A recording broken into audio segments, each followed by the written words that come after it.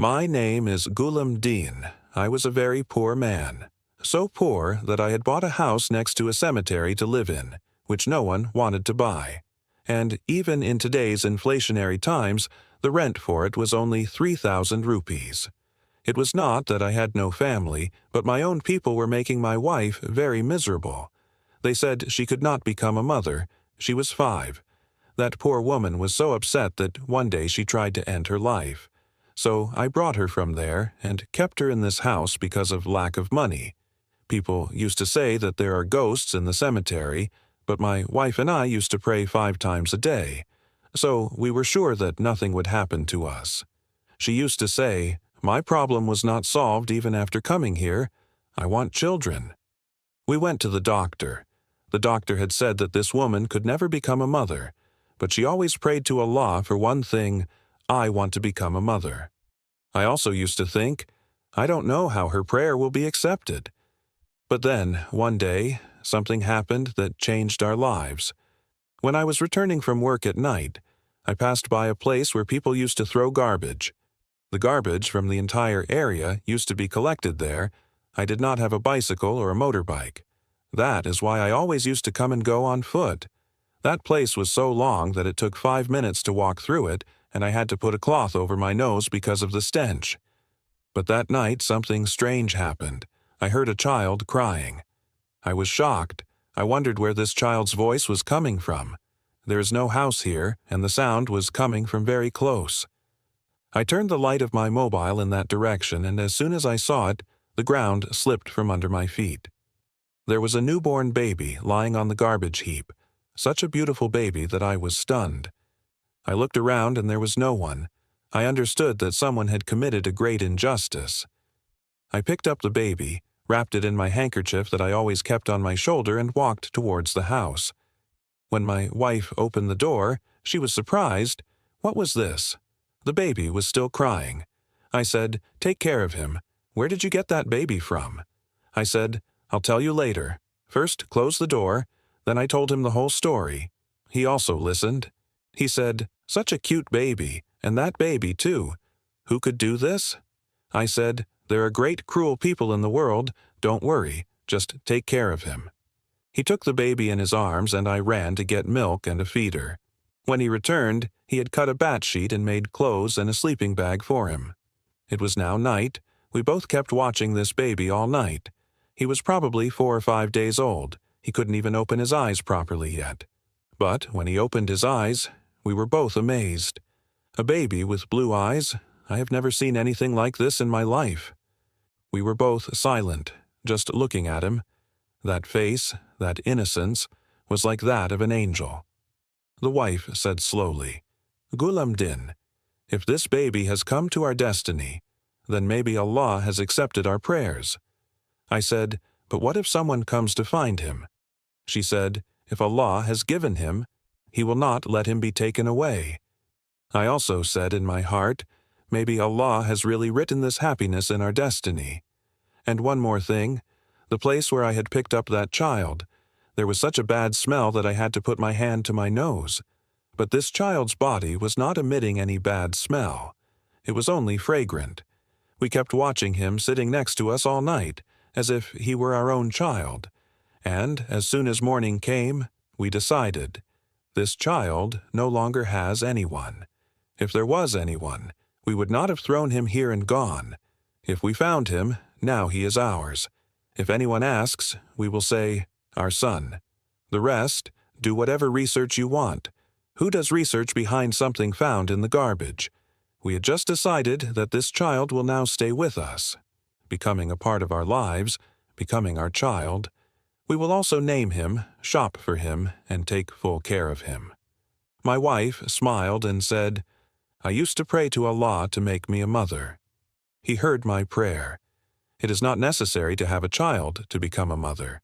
You can become a mother even without having a child, because there are many children who do not have a mother, like this poor man did not have one. Hearing this, tears came to my eyes, and we decided at that moment, now this is our son. The next morning we went to the market and bought some clothes for him. As much as we could, my wife named him Ahmed. She said, "This child is a trust from Allah." I said, "Yes, but there was a strange joy in my heart. There was laughter, tears in the house now, a new purpose in life. Ahmed was a very sweet child. But from the third day of his arrival, the atmosphere of the house started to change. At night, someone would knock softly on the door. When I woke up and looked, no one was there. Sometimes there would be the sound of someone walking near the window, and then suddenly there would be silence. My wife would say, maybe it was an illusion. But one night I saw myself. A shadow was standing near Ahmed's crib, tall, black, and completely motionless. As soon as I read a verse from the Quran, that shadow disappeared. I thought maybe it was the home of a jinn, because the area was near a cemetery. But the strange thing was that when Ahmed cried at night, all the lights in the house would turn on automatically and a cool breeze would start blowing in the room. The wife would say in fear, "Read the Quran, Golamuddin," and I would recite Surah Bakra, and the child would immediately hide. The next day we called Maulvi Sahib. Come on, they blew into the whole house and said, "This child is not an ordinary child. There is a power with him that does not want to leave him." I asked, "What do you mean?" They said, "Allah knows best, but the color of his eyes is not human." At night, when everyone fell asleep, my wife woke me up. "Look, Ahmed is laughing." I saw, in fact, he was smiling, but behind him, a shadow on the wall was also smiling. I was scared, immediately turned on the light, the shadow disappeared.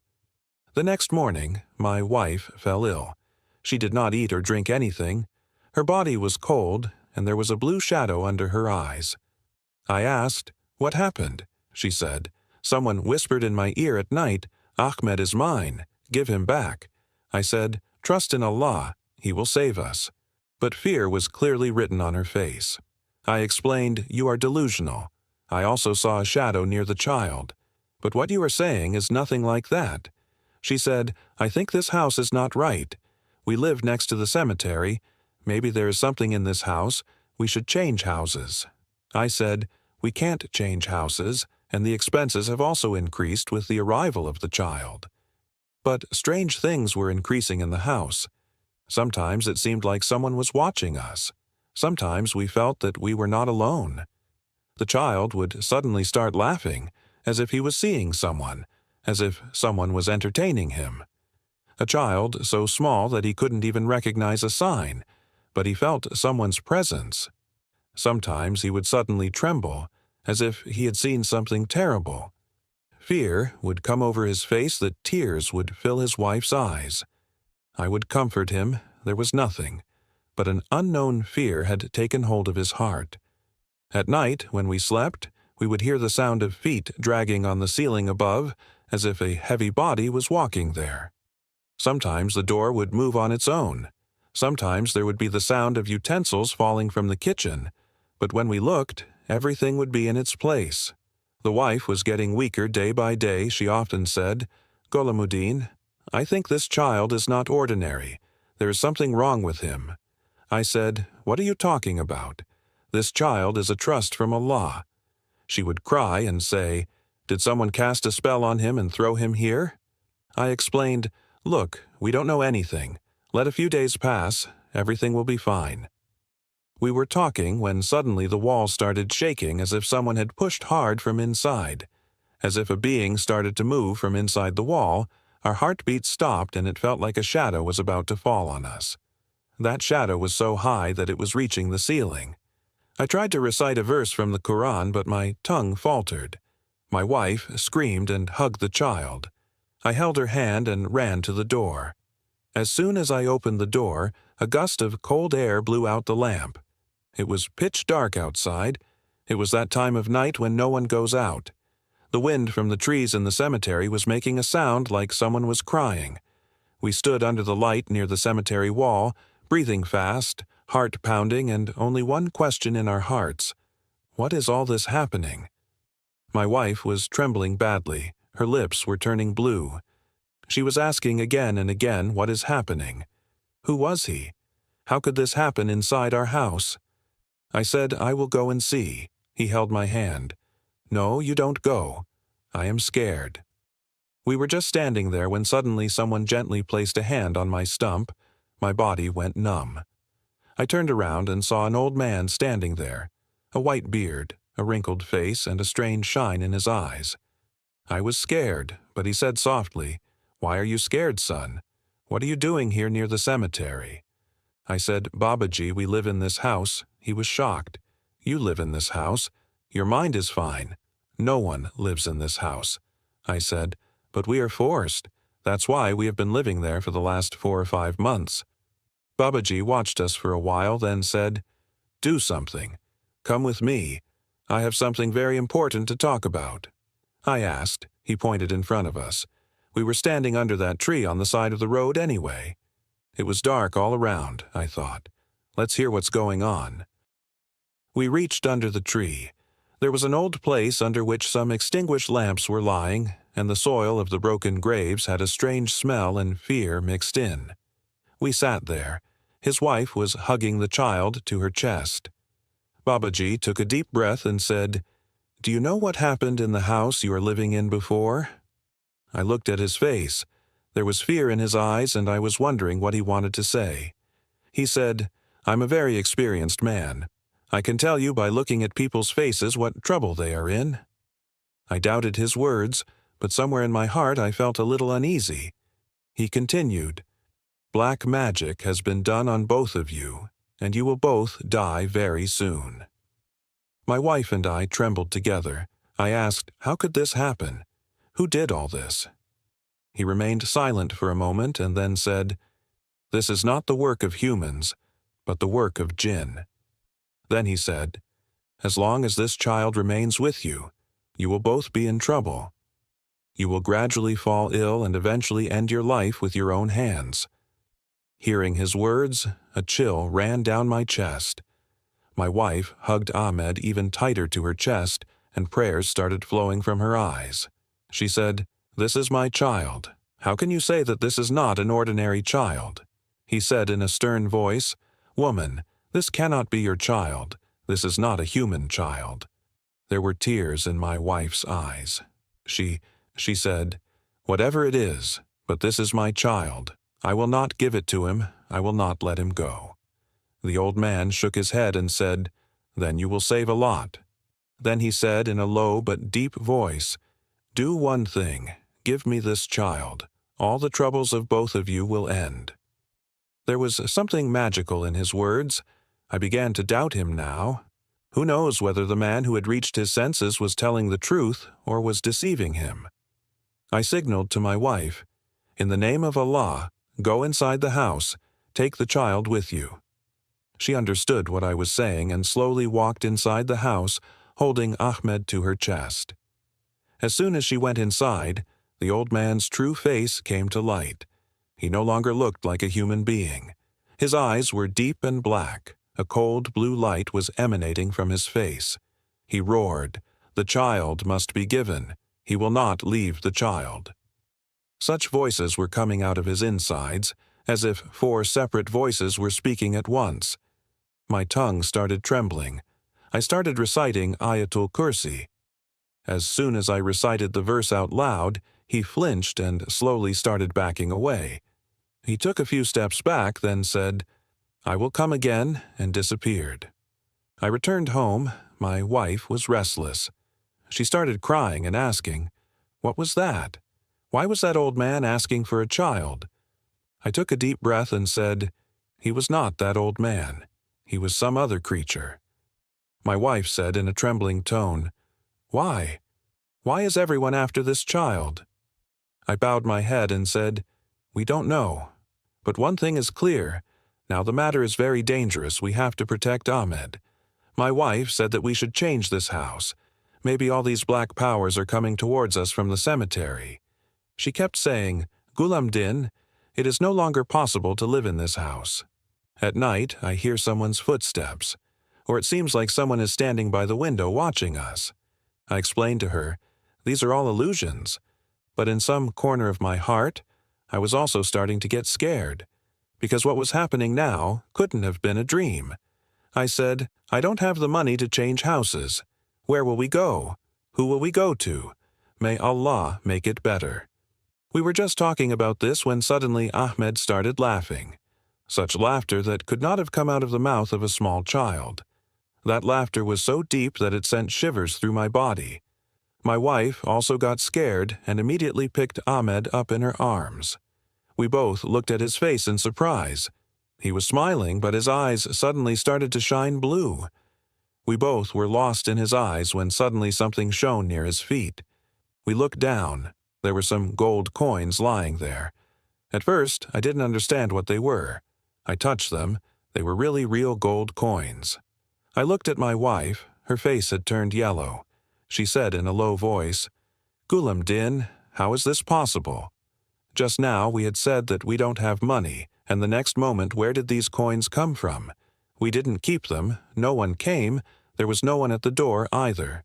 My heart beat faster. I thought, who was listening to us and how did all this happen in front of us? My wife said, "Ghulam Din, this is not natural. There is someone who is listening to everything we say, watching us." I said, "Be quiet, don't talk like that in front of Ahmed." She said, "No, that's enough. We have to leave here no matter what." I said, "Where will the money come from?"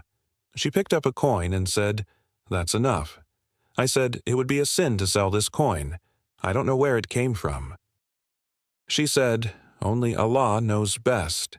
But now we have to leave here." I took Ahmed in my arms. He was still smiling, as if he knew everything, as if he had kept those coins there himself. I immediately sold that coin. I got enough money to give in advance for a small house.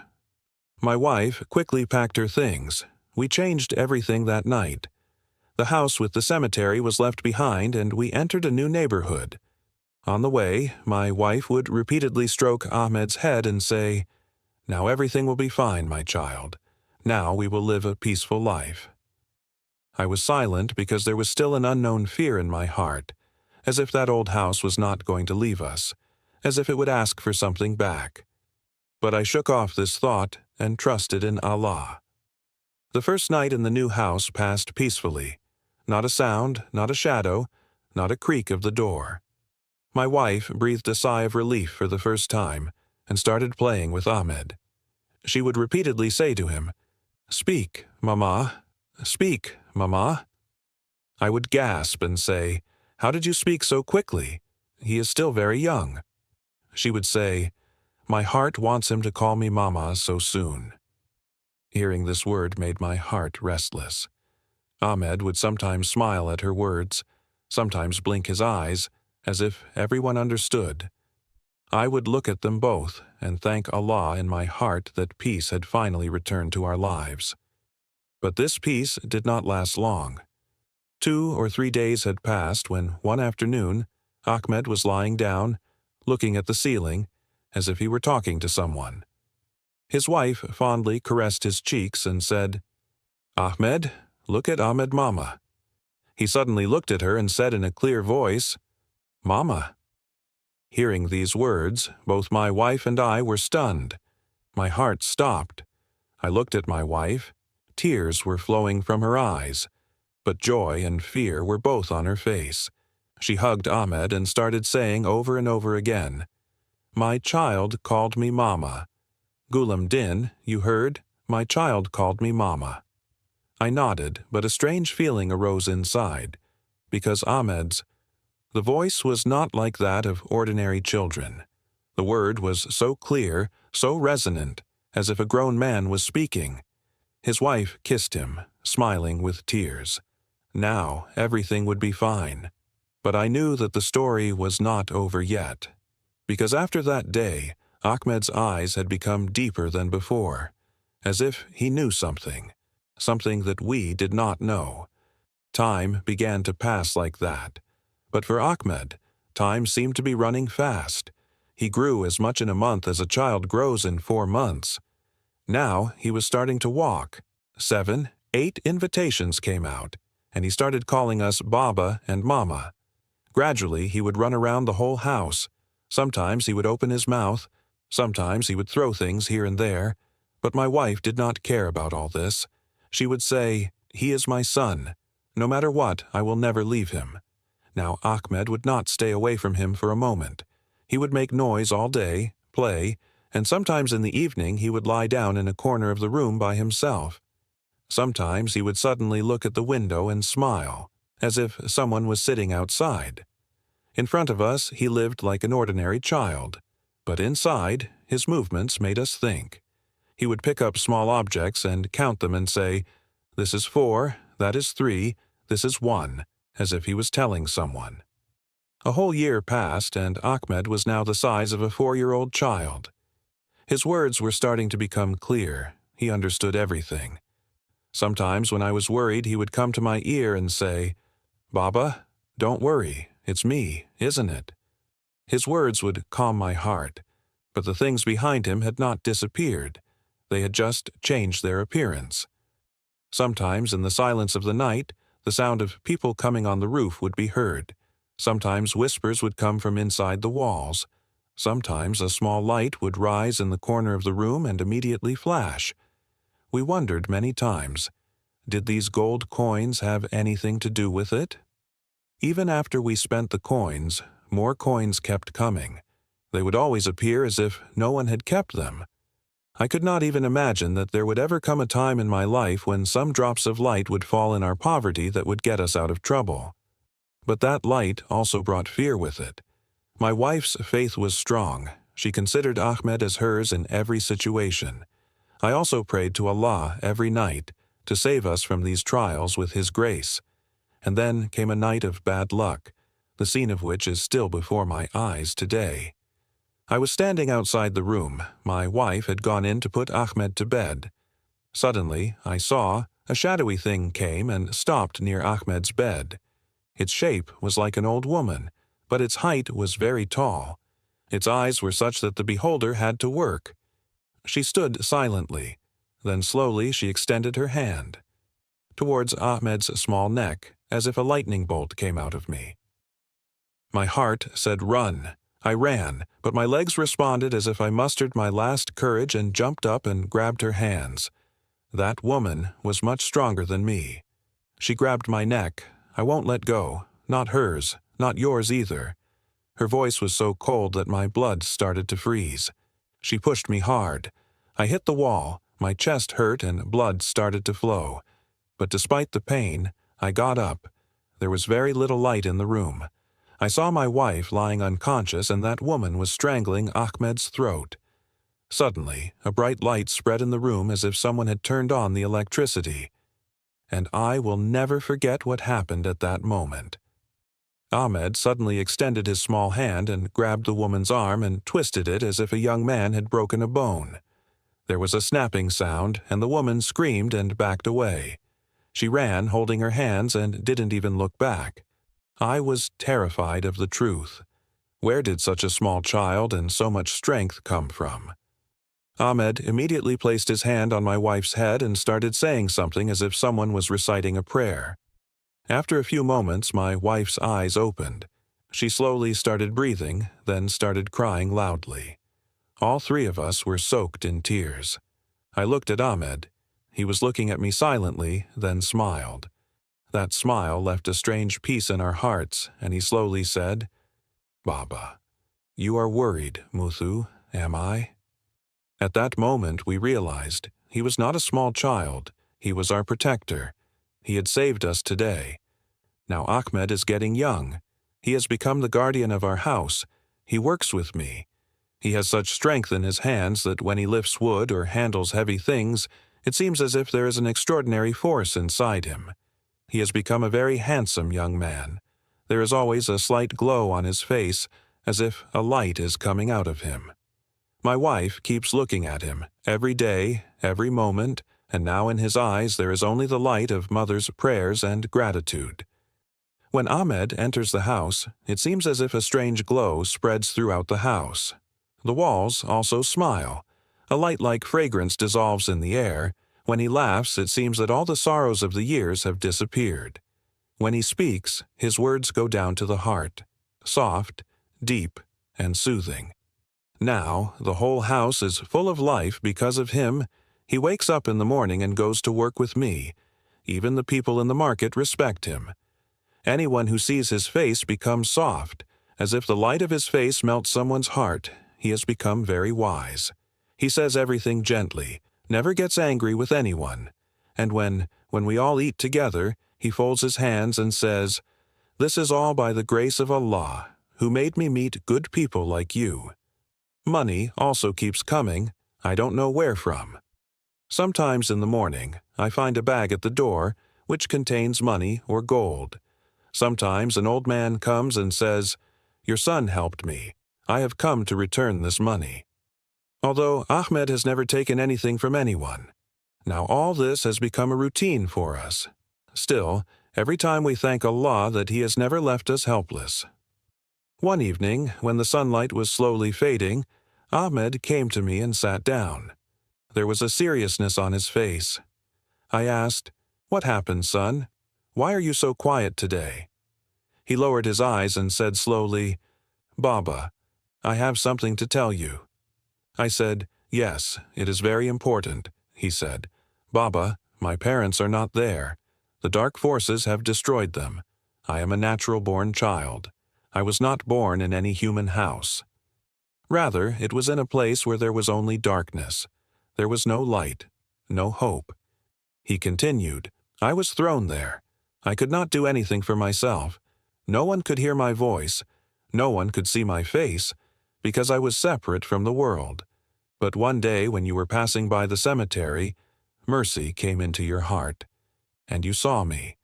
You were a kind-hearted person. That is why you could see me. Ordinary people could not even feel my presence." Light came into Ahmed's eyes. He said, "I have been with you since that day, Baba. I had decided at that time that you are my father, and your wife is my mother. I will never leave you both alone because you gave me life. Now my existence is to protect you. All the powers that were around your house have disappeared, because now this house is mine too." My wife and I were silent for a long time after listening to Ahmed's words. Tears were flowing from our eyes. We hugged him. That moment was probably the most sacred moment of our lives, a moment where fear turned into love and wonder turned into faith. Now Ahmed is not just our son. He has become our shadow. Every night he sits by the door. He looks at the sky silently and says in a very low voice, "Thank you, Allah, for giving me the love of humans." I think to myself when I hear these words from him, indeed, sometimes Allah sends His mercy in a form that we do not recognize at first.